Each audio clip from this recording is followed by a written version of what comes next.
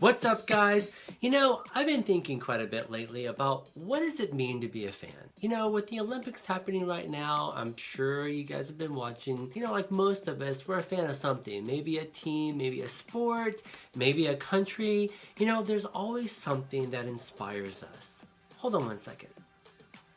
When I was 7 years old, yep, that's right, that's me. Pretty cute, right?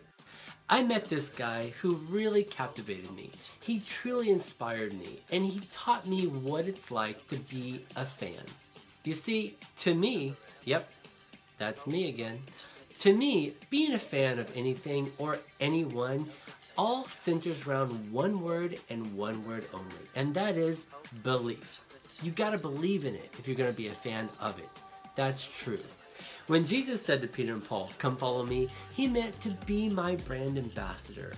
And anybody who shared that message and received it was also considered a brand ambassador. And that's truly what it means to be a fan. Oftentimes people obsess over how many likes they get, how many comments, how many shares they get, and how many connections they might have in social media.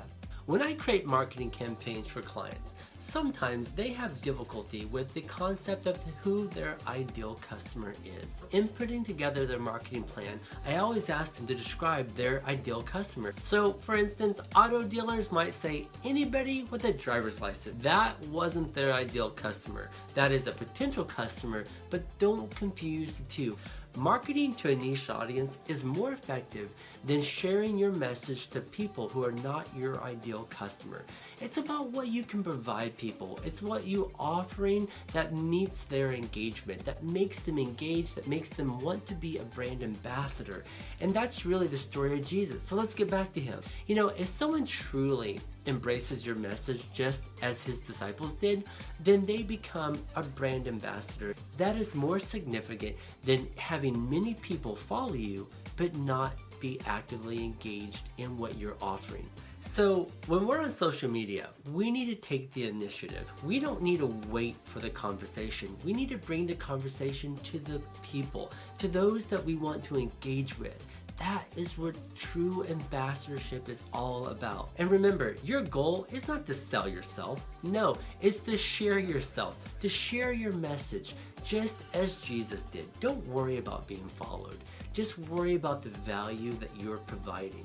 So guys, focus on yourself and focus on the value that you're providing those around you, because I promise when you do, you will be engaged and they'll be engaged with you, and that will create ambassadors of you. And that's truly the story of Jesus Christ. That's the guy when I was 7 years old. That's right, that's me.